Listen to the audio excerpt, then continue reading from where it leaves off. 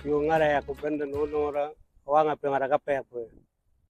pil ngara ka jal ngara tumaram business ta ko own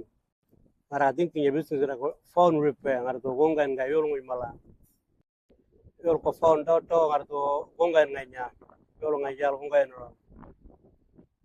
baru ngara program jal ka laichu ngala gonga ngara impact note to na ngara ka jal business wala ra gonga nga jara bi life yang ngara start ya pepe ya ang tumajul mo mala na wala ka stala ngay tam phone marul mala ka namun price wala ngupan ng dawin fixing phone ka notebook le jama ni namun le cost mo na dawin price bring up mo le ni impact note mo jama premier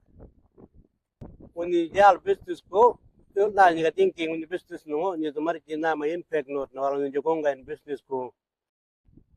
ngaray ni extra blara first step of training even al training ara ne ko ke phone repair ko ka tunara ka thinking jam makarat nen business jam